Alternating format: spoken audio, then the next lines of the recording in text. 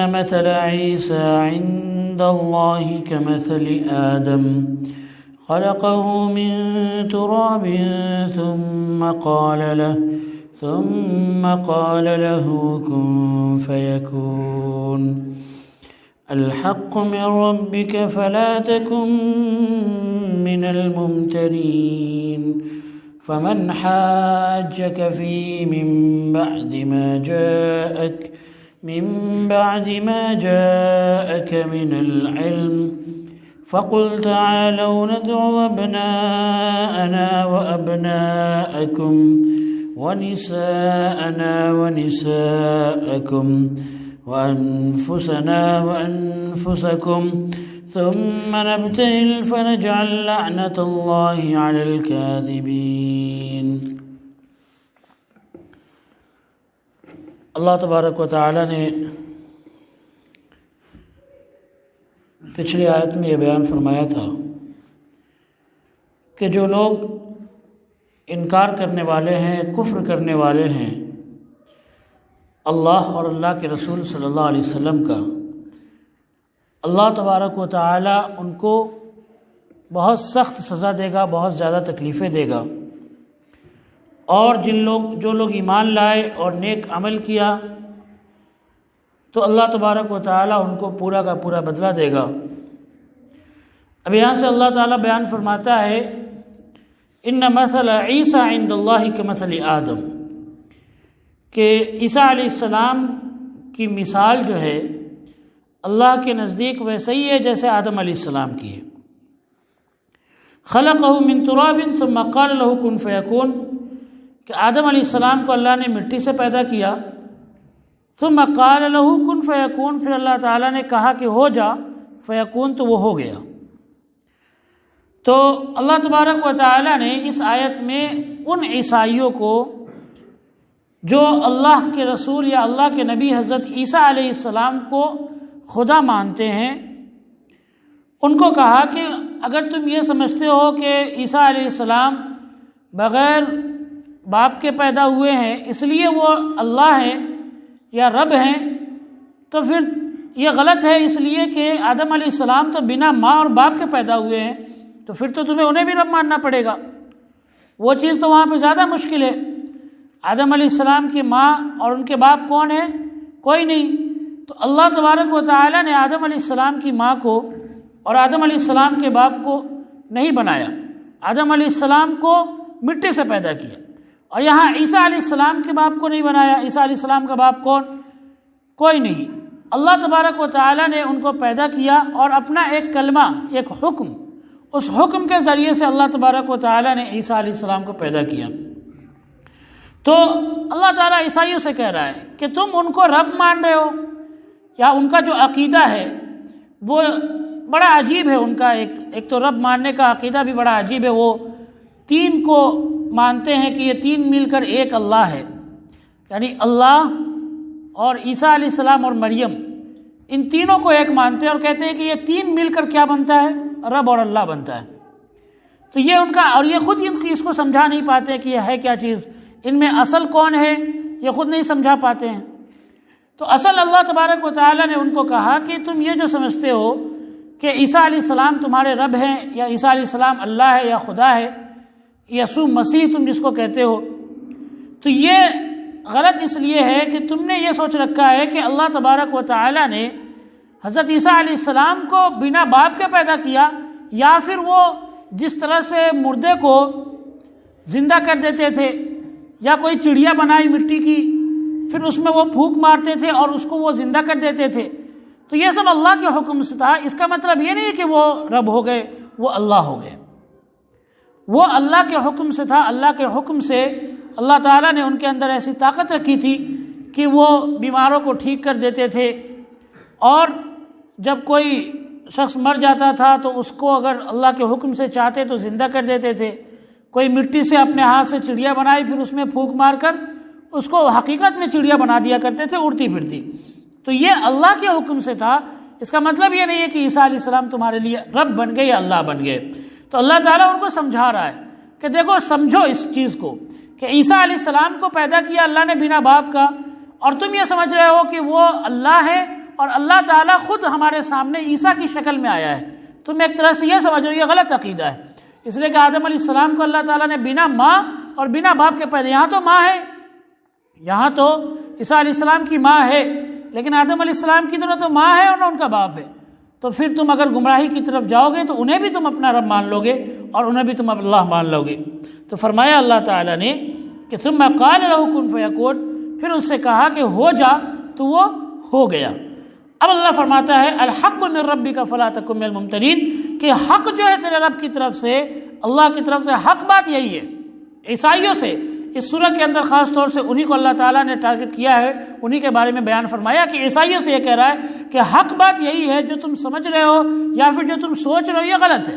حق بات جو اللہ تعالیٰ نے بیان کر دی ہے اس سے ایک ذرہ برابر بھی نہ تو آگے ہے اور نہ ہی پیچھے ہے۔ مسلمانوں نے جب پہلی مرتبہ وہ ہجرت کر کے گئے تھے عیسائی کے علاقے میں، وہاں پر ایک بادشاہ تھا اسحمہ نجاشی نامی، اور بہت وہ اچھا بادشاہ تھا، تو اس وقت مکے سے بہت سارے لوگ مکے سے گئے تھے، ایک عاص بن ربی نام کے شخص جو بعد میں مسلمان ہوئے، یہ گئے وہاں پر، اور یہاں جا کے انہوں نے کہا کہ ہمارے علاقے کے کچھ بدماش جو اپنے باپ دادا کو دین کو چھوڑ کر آئے ہیں، آپ کے یہاں پناہ لے لی ان لوگوں نے۔ تو بادشاہ نے ان کو بلایا مسلمانوں کو، تو اس موقع پر جو حضرت جعفر ہے، حضرت علی رضی اللہ عنہ کے بھائی، حضرت جعفر نے تقریر کی اور ان کو سمجھایا اور قرآن کی آیت پڑھ کے سنائی کہ اللہ تبارک و تعالیٰ نے عیسیٰ علیہ السلام کو پیدا کیا ہے، اور عیسیٰ علیہ السلام کو اللہ تبارک و تعالیٰ نے ان کی ماں مریم علیہ السلام کے پیٹ سے پیدا کیا ہے بنا کسی باپ کے، اور اللہ تعالیٰ نے اپنے حکم کلمے سے ایک لفظ کن کہ ہو جا، تو اللہ تعالیٰ نے اس سے پیدا کر دیا ہے۔ تو جب بادشاہ نے سنا تو بادشاہ کے اس نے زمین پر سے ایک تنکا اٹھایا اور اس تنکا اٹھا کر کہا کہ عیسیٰ علیہ السلام کے بارے میں قرآن پاک کے اندر جتنا بیان ہوا ہے، اللہ کی قسم عیسیٰ علیہ السلام اس تنکے سے ایک ذرہ برابر بھی زیادہ نہیں ہے۔ یعنی عیسیٰ علیہ السلام اتنا ہی ہے کہ اللہ تبارک و تعالیٰ نے ان کو لوگوں کے سامنے ایک طرح سے اپنی پیدائش کا یا پھر اپنی یہ کہیں کہ طاقت کا ایک اظہار کرنے کے لیے اللہ تبارک و تعالیٰ نے عیسیٰ علیہ السلام کو پیدا کیا بنا باپ کے، جیسے آدم علیہ السلام کو بنا اور ماں اور باپ کے پیدا کیا۔ جب اللہ تعالیٰ نے چاہا کہ اپنی طاقت کو لوگوں کے سامنے دکھائے تو آدم علیہ السلام کو پیدا کیا، پھر انسانوں کو بنایا۔ ٹھیک اسی طرح سے اللہ تبارک و تعالیٰ نے عیسیٰ علیہ السلام کو پیدا کیا، بنا باپ کے پیدا کیا۔ اب تم ان کو اپنا رب اور تم ان کو اپنا اللہ نہ مانو، یہ اللہ تبارک و تعالیٰ نے یہ بات کہی۔ اللہ نے فرمایا الحق من ربک، کہ آپ کے رب کی طرف سے یہ بات بالکل حق ہو کر آ گئی ہے، سچ بات آ گئی ہے۔ فلا تکن من الممترین، تو آپ اس میں شک میں نہ پڑے۔ نبی کو کہا جا رہا ہے لیکن اس سے مراد عیسائی ہے، ان سے کہا جا رہا ہے کہ اب اس میں آپ شک میں نہ پڑے، اس میں تم بالکل شک میں نہ پڑو کہ اللہ تبارک و تعالیٰ نے عیسیٰ علیہ السلام کی شکل لے کر وہ دنیا میں اللہ تعالیٰ آیا ہے، یا عیسیٰ علیہ السلام خود خدا ہے یا اللہ ہے۔ یہ غلط عقیدہ ہے، یہ برا عقیدہ ہے۔ تو اللہ تعالیٰ اب یہاں سے فرماتا ہے فمن حاجک فیہ من بعد ما جاءک من العلم، کہ اے نبی اب آپ سے جو جھگڑا کرے اس معاملے میں، اس سلسلے میں کہ عیسیٰ علیہ السلام اللہ ہیں یا پھر عیسیٰ علیہ السلام خدا ہے، عیسیٰ علیہ السلام کو جو ایک انسان یا ایک عام انسان یا ایک نبی سے بڑھ کر اور کچھ مانتے ہیں، اس معاملے میں اگر آپ سے یہ لوگ جھگڑا کرے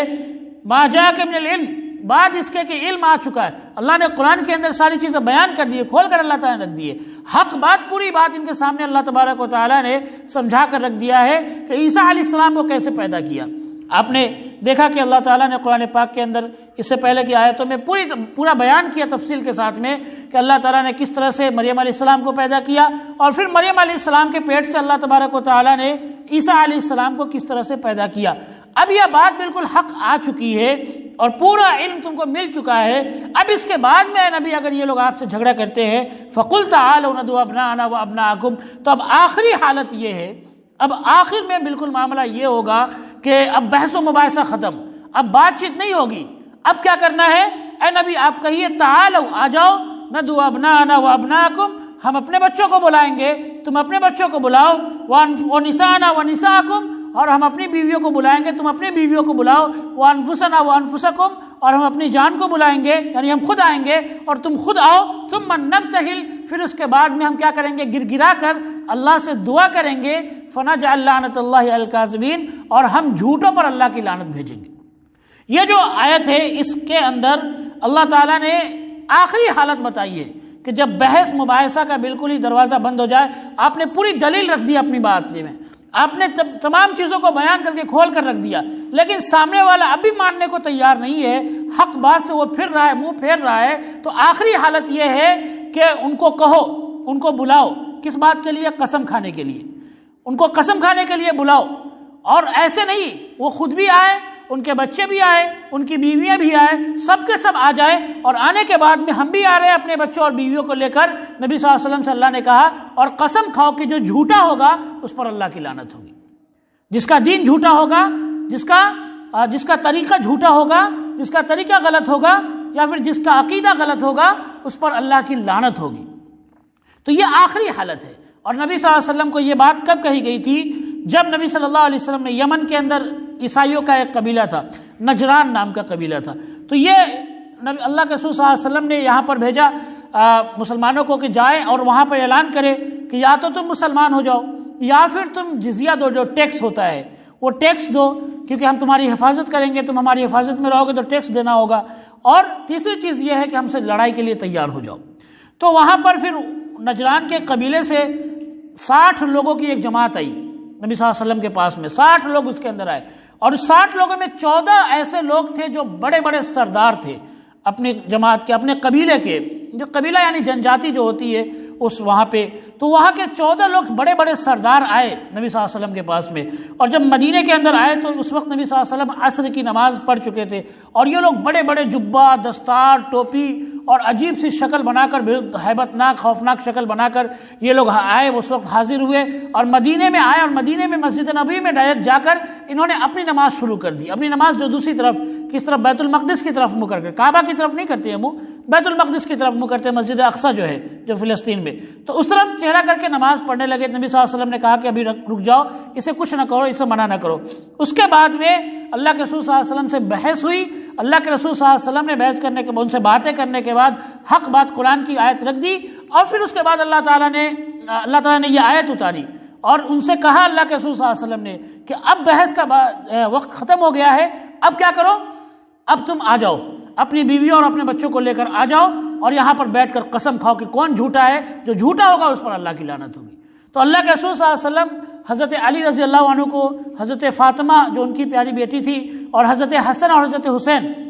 ان چاروں کو اللہ کے رسول صلی اللہ علیہ وسلم نے ایک چادر میں لیا اور فرمایا اے اللہ یہ ہے میرے گھر والے، اور ان کو لے کر نکلے اللہ کے رسول صلی اللہ علیہ وسلم قسم کھانے کے لیے۔ لیکن جو عیسائی تھے، ان میں ایک شخص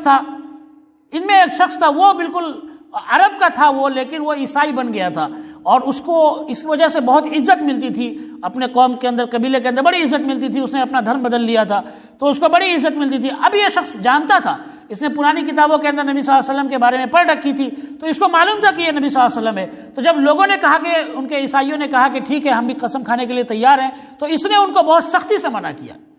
اور بہت سختی سے ان سے کہا کہ دیکھو یہ حقیقت میں نبی ہیں، اور اگر انہوں نے قسم کھا لی تو نہ تو تم بچو گے اور نہ تمہاری نسل بچے گی، تمہاری نسل بالکل تباہ و برباد ہو جائے گی۔ تو یہ لوگ بالکل ہی جانتے تھے کہ نبی صلی اللہ علیہ وسلم حق پر ہیں، اور اسی لیے وجہ سے، اسی ڈر سے، اسی خوف سے انہوں نے قسم نہیں کھائی، اور آئے تھے تو بڑے جوش میں، یہ 60 لوگ بڑے جوش میں نبی صلی اللہ علیہ وسلم کے پاس میں آئے تھے۔ لیکن حدیث میں آتا ہے کہ پھر رات ہی میں ان لوگوں نے اپنا سارا بوریا بستر سنبھال کر یہ لوگ واپس چلے گئے۔ آئے تھے نبی صلی اللہ علیہ وسلم سے بڑی بحث کرنے کہ آج تو ہم لوگ بڑے بڑے ہمارے علماء آئے ہیں، بڑے بڑے ہمارے شیخ آئے ہیں، لیکن جب اللہ تعالیٰ نے آخر میں یہ بات کہی کہ اب بات نہیں ہوگی، اب قسم کھا جاؤ، تو یہ لوگ جو ہے فوراً ہی رات میں ہی یہ لوگ بوریا بستر سمیٹ کر بھاگ گئے، اور انہوں نے قسم نہیں کھائی، کیوں؟ ان کو معلوم تھا کہ ہم جھوٹے ہیں۔ تو اللہ تبارک و تعالیٰ نے یہ راستہ بھی، اور اللہ کے رسول صلی اللہ علیہ وسلم نے منع نہیں فرمایا کہ تم ایسا نہ کرو، کبھی ایسا موقع آ جائے ہمارے سامنے۔ میں آپ کو بتا دوں کہ امام اوزاعی ایک بہت بڑے عالم ہے، بہت بڑے عالم تھے، ان کا انتقال ہو گیا۔ امام اوزاعی نے جو نماز کے اندر ہاتھ اٹھانے کا مسئلہ ہے، رفع یدین کا، نماز میں یعنی کہ رکوع سے پہلے، رکوع کے بعد میں ہاتھ اٹھانے کا مسئلہ، اس پر انہوں نے، جو مخالف جو لوگ اس کا انکار کرتے ہیں، اس پر انہوں نے دعوت دی تھی کہ آؤ قسم کھاتے ہیں، جو جھوٹا ہوگا اس پر اللہ کی لعنت ہوگی۔ تو لوگ منع کر دیا، لوگوں نے قسم نہیں کھائی ڈر سے، ہے نا۔ تو اس کا راستہ ابھی بھی بچا ہوا ہے۔ اگر انسان جو ہے کسی نے پوری دلیلیں رکھ دی ہے، اس کے بعد بھی کوئی حق سے منہ پھیر رہا ہے، تو آخر راستہ یہی بچتا ہے کہ کیا کیا جائے، اس کے سامنے کہا جائے، اس کی پیشکش کی جائے کہ آؤ مباہلہ کرتے ہیں، اس کو مباہلہ کہتے ہیں کہ آؤ اپنے بچوں کو لے کر، اپنی بیویوں کو لے کر قسم کھاؤ کہ جو جھوٹا ہوگا اس پر اللہ کی لعنت ہوگی۔ تو جو جھوٹا ہوگا وہ خود ہی ڈر جائے گا، اور نہیں بھی ڈرے گا تو اس نے قسم کھائی۔ اور ایسی بات تجربے سے شاہد ہے، تجربے سے جو یہ بات بالکل ثابت ہوتی ہے کہ جس نے ایسا کام کیا ہے، زیادہ سے زیادہ 2 مہینے یا اس سے زیادہ 1 سال کے اندر میں اس پر اللہ کی لعنت آئی ہے، ایسا ہوا ہے۔ تو اللہ تبارک و تعالیٰ نے یہ رکھا ہے۔ اس کے بعد فرمایا اللہ تعالیٰ نے ان ھذا لہو القصص الحق، کہ یہی ہے جو حقیقی بیان، سچا بیان ہے۔ اللہ نے فرمایا سچا بیان یہی ہے، نبی کے بارے میں، عیسیٰ علیہ السلام کے بارے میں سچا بیان یہی ہے کہ وہ کیا ہیں؟ وہ اللہ کے بندے ہیں، وہ اللہ کے نبی اور رسول ہیں، اس سے زیادہ کچھ نہیں ہے۔ وما من الہ الا اللہ، اور اللہ کے سوا کوئی بھی عبادت کے لائق نہیں، اللہ کے سوا کوئی بھی معبود نہیں ہے۔ عبادت کے لائق معبود اگر کوئی ہے، جس کی عبادت کی جائے گی، جس کی پوجا کی جائے گی، جس کے آگے جھکا جائے گا، جس سے مانگا جائے گا، تو وہ کون ہے؟ صرف اور صرف اللہ ہے۔ وَإِنَّ اللَّهَ لَهُوَ الْعَزِيزُ الْحَكِيمُ، اور بے شک اللہ تبارک و تعالیٰ بہت ہی زبردست ہے، بہت ہی حکمت والا ہے۔ اللہ تبارک و تعالیٰ سے دعا ہے کہ اللہ ہم سب کو کہنے سے زیادہ عمل کرنے کی توفیق عطا فرمائے۔ وآخر دعوانا الحمدللہ رب العالمین۔